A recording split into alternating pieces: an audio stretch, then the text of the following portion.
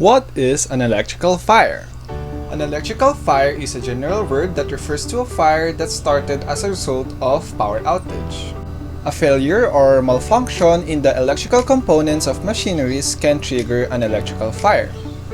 Wires, cables, circuit breakers, and other electrical components are the source of this incident. It is estimated that sa isang average house fire may cost you a little over $3,500 o 180,000 pesos. According sa Bureau of Fire Protection or BFP, in the first 2 months of 2020, nagkakaroon ng 13% increase ng fire accidents compared to last year. May kasabihan tayong mga Filipino which is I think we all have heard at least once. Di bali ng manakawan, wag lang masunugan, which is actually more preferable dahil mas malaki ang mawawala sa iyo ng sunog compared kung manakawan ka. Now that we know what electrical fire is all about, let us now proceed to the 5 possible causes of an electrical fire. The first one is electrical outlets that aren't working properly and appliances that are getting old. Faulty electrical appliances can generate dangerously high temperatures that can burn rugs and draperies that can cause a fire. The second one is misuse of extension cords. An extension cord should not be used to plug in a large equipment that needed a large volt. You should install a nearby outlet for your appliances if you don't already have one. And the third one is the cause of old wirings. Worn connectors in old wires, breaker boxes, and appliances frequently fail, leading the system to overload. The fourth one is putting combustible materials near light fixtures is not a good idea. Covering a lampshade with cloth or paper can cause the material to heat up and ignite, resulting to a fire. The fifth one is overloading a circuits can cause wires and appliances to overheat and can result to a fire. Now that we know the possible causes of an electrical fire, let us now proceed to how we can prevent the electrical fire.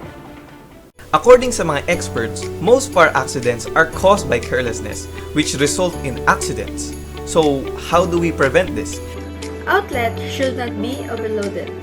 The electrical circuits in your home are designed to deliver power to each outlet, but each one has a capacity limit.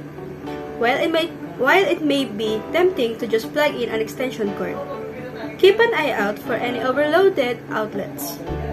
Always use a surge protector when plugging several items into a single outlet. If you have a TV, numerous steaming gadget, and a laptop in your entertainment room, consider hiring an electrician to install additional outlets to help spread out the electrical load and prevent a home fire. You should be aware with appliances. Additional kitchen appliances such as quick post and air fryers are popular right now, but be cautious about where you plug them in. Make cautious not to overload a kitchen outlet with too many appliances, and disconnect appliances when not in use. If your toaster, microwave, or other device starts to release sparks or smoke, turn it off right away. Disconnect it and call an electrician to assist you to avoid a house electrical fire. Make sure to keep flammable materials away. Fabric goods such as bedding, towels, and carpets should be kept well away from all electrical outlets. When heated items such as space heaters or irons are plugged in, this is especially important to remember. Also, pay attention to where any flammable substances such as lighter fluid and gasoline are stored. To help prevent a fire in your home, keep those liquids a safe distance away from outlets, even in garage. And lastly, always do an electrical inspection. If you live in an older home, hiring an electrician is a good option. because wiring is not designed to endure forever, because aluminum wiring is more prone to electrical fires than copper wiring. It's extremely vital to know what kind of wiring runs through your home. The best way to resolve carelessness and accident is to assess ourselves. By being attentive and cautious sa ating mga surroundings will have a huge impact on the likelihood of an accident to happen. By being on our guard, kahit kakaunti lang, we could prevent a huge unfortunate occurring event such as a fire outbreak from happening. This especially happens when people's attention are focused on something else, kagaya ng mga parties and celebration where people are concentrated on having fun and sometimes neglect their surroundings. The other thing is preparedness. We should know by now that accidents can occur anytime and anywhere. It's basically a game of chance whether an accident happened and we are unlikely to prevent it. However, we could stop it from becoming a larger threat. In the case of fire accident, engineers have developed fire safety tools that we could use at our disposal, such as fire extinguishers and smoke alarms, which help us during a fire outbreak. Different communities also have programs where they showcase and spread information about these fire safety tools. Preparing and knowing how to use these magnificent tools before an outbreak could increase the likelihood of your survivability during a fire outbreak. One more thing are electrical equipments. After accidents comes electrical equipment sa mga pinaka-cause ng fire accidents. However, our brilliant engineers have discovered and invented fire safety tools that we could implement in our own household, such as fuses at electric breakers, which protects our household's electricity against sa overloading and short-circuiting.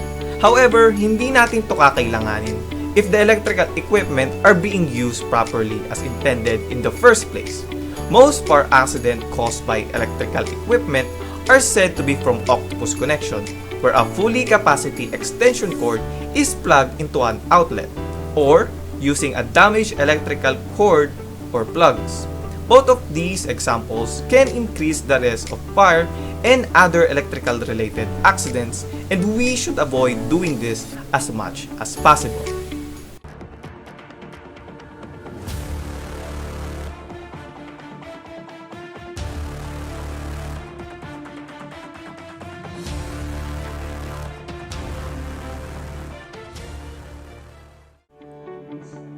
How do you put out an electrical fire?